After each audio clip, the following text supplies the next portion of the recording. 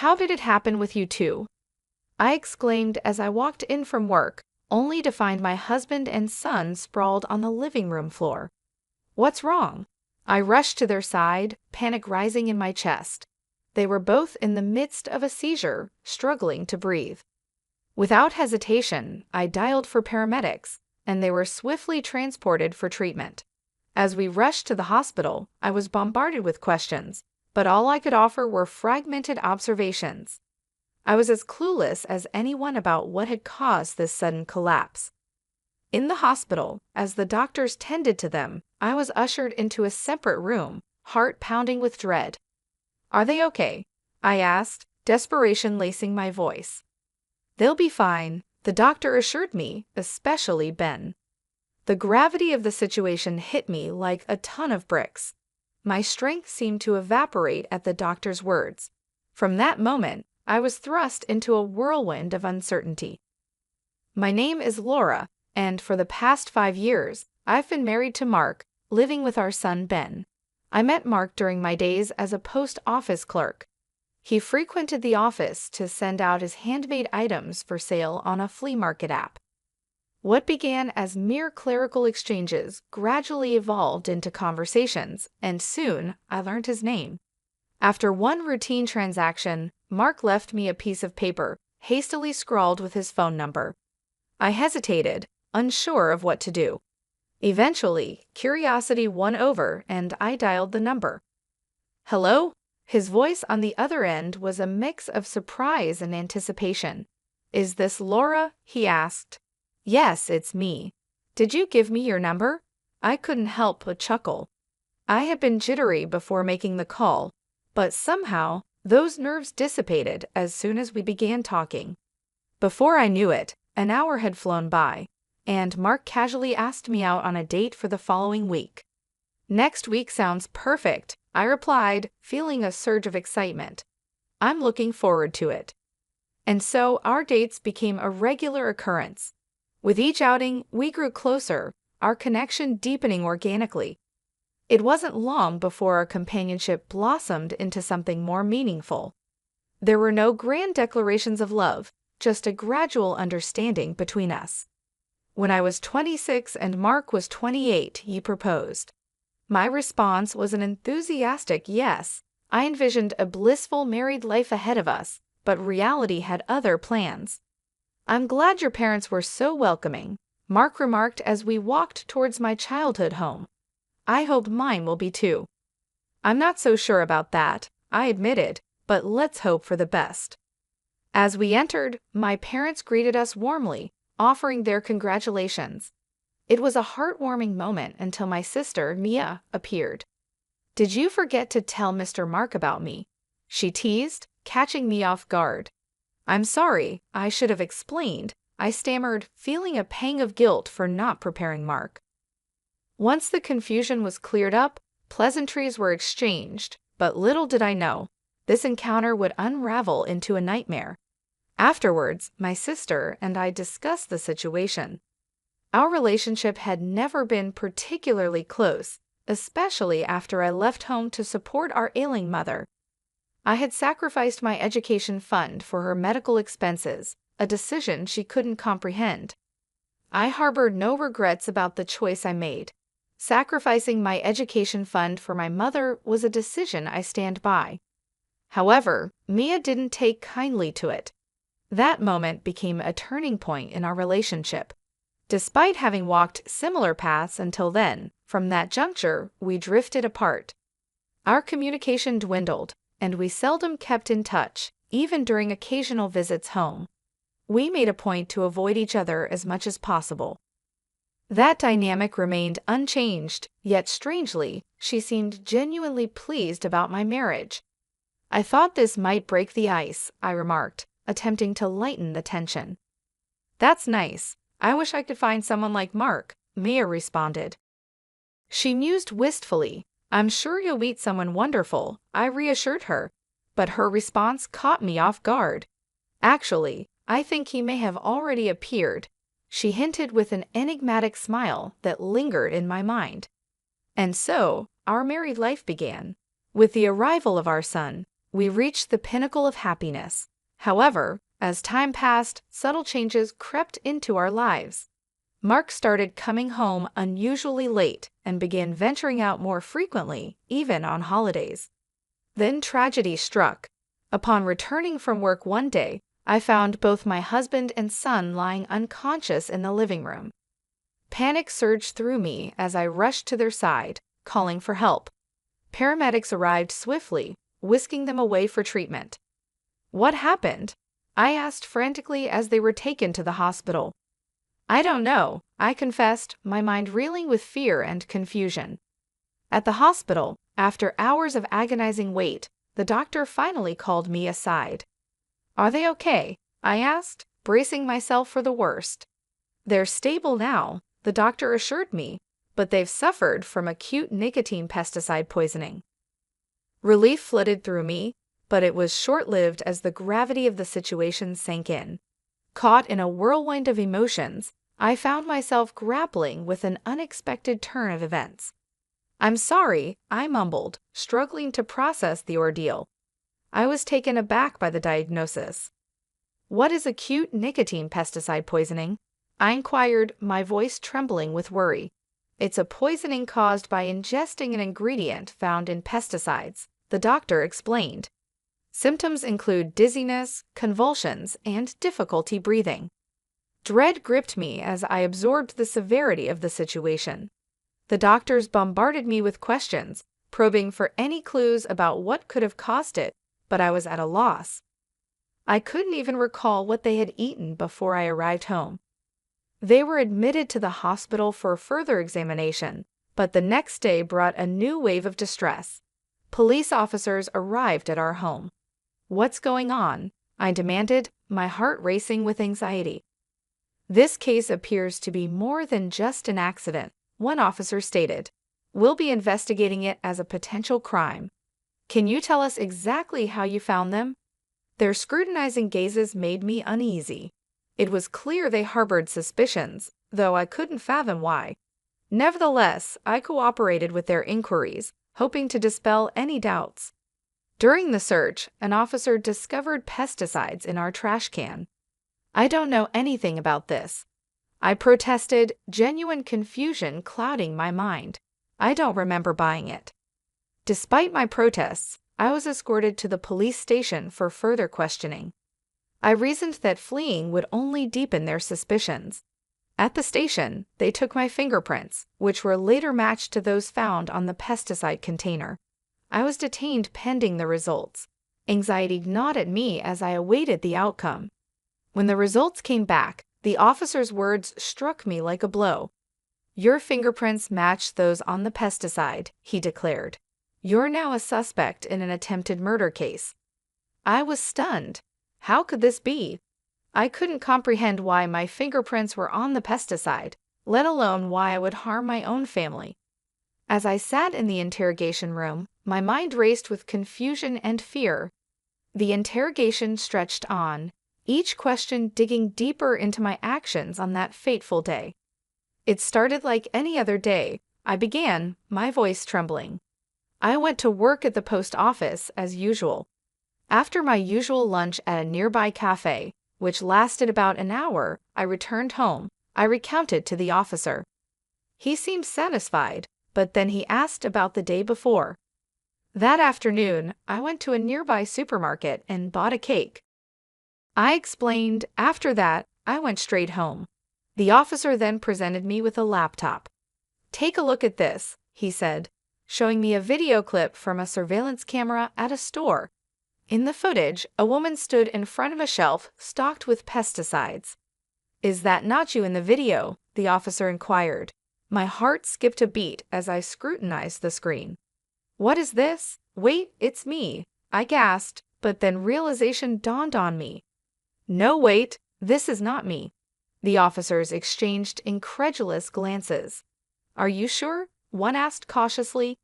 I pointed to the screen, noticing a detail. "Look here," I urged, indicating a mole near the woman's mouth. "I don't have a mole. This isn't me. It's my twin sister, Mia." The revelation stunned even the police. "Your twin sister," they echoed in disbelief. As they reviewed the evidence, they found footage of me at the supermarket, wearing the same clothes as the woman in the video. However, no one outside my family would know if I had left the house dressed like that. It all makes sense now, I murmured, realization dawning on me. Concern flooded me as I realized the implications. What has happened to my husband?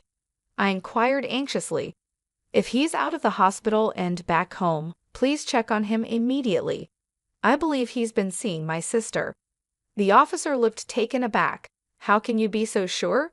Taking a deep breath, I explained, because they're having an affair. They're trying to frame me. But your husband is a victim too, isn't he? That way, suspicion would be diverted. The gravity of the situation seemed to dawn on the police. We'll need to investigate further, the officer conceded. I understand, I replied, but please check on both of them. It'll reveal everything. I understood that I was being detained. Typically, I would have been arrested immediately, but they decided to hold off, recognizing the significance of my testimony. It felt like I was hanging on by a thread. 2 days later, I was summoned back to the interrogation room. As you suspected, we looked into your husband and found evidence of an affair, the officer informed me. We spoke to him, and he confessed to everything. I'm sorry about this, the officer continued. It was our oversight. For the time being, I was exonerated, but the ordeal was far from over. The betrayal by Mark and Mia cut deep, especially considering they had implicated my young son. I knew I had to confront Mark.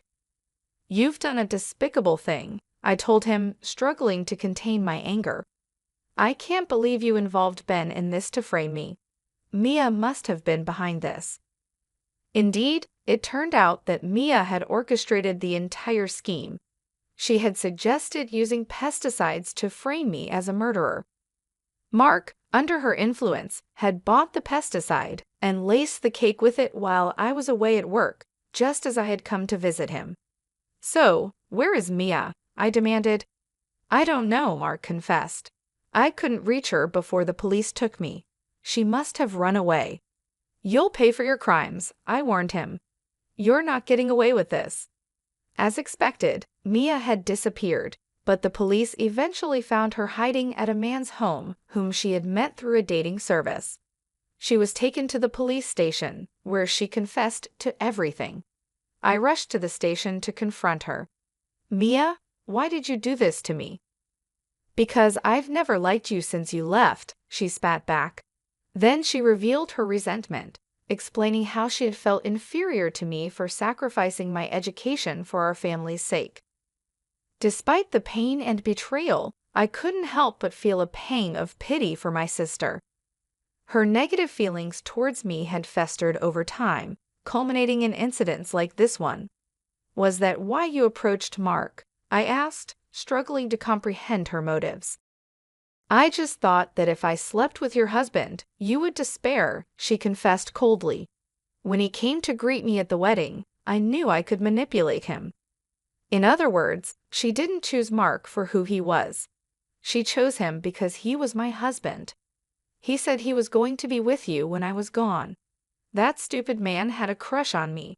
I just made it easy for me to take advantage of him, she continued, devoid of remorse. I can't forgive Mark, but still, he was just being used by her. Despite the betrayal, I couldn't help but feel a sense of pity for Mark. Why'd you target Ben? I demanded, struggling to contain my anger. Of course, it's because he's your son, she retorted callously, confirming my suspicions. Well, whatever the reason, what you did is unforgivable. You'll pay for it for the rest of your life, I vowed, my voice trembling with anger. With those words, she was taken away.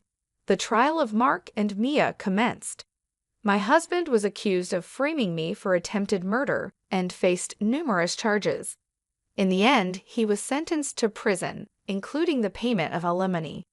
Mia, too, faced trial, and despite her confession, she would serve her sentence. However, even if they atoned for their crimes, the scars of their actions would linger. They would forever be labeled as ex-convicts. Meanwhile, my parents offered to move in with us. "Would you and Ben like to come live with us?" my mother proposed.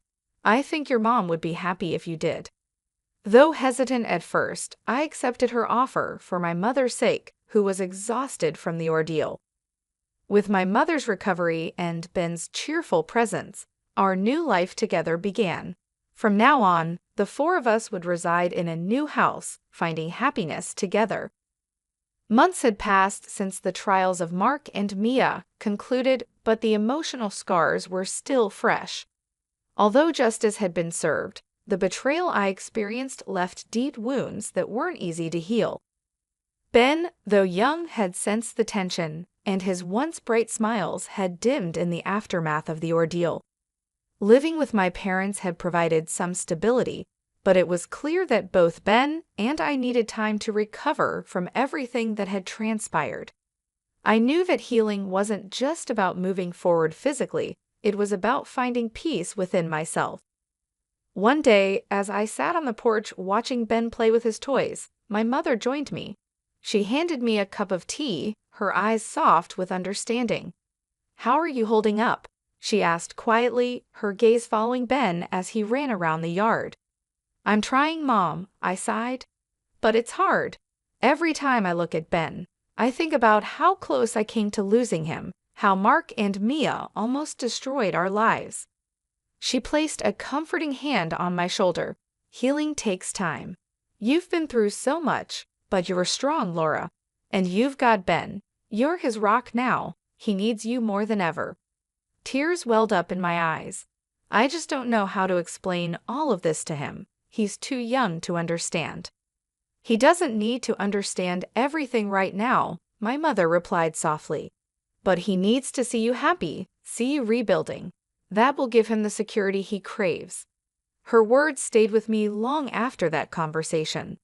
I knew I had to create a new foundation for Ben and me, one that wasn't tainted by the shadows of the past.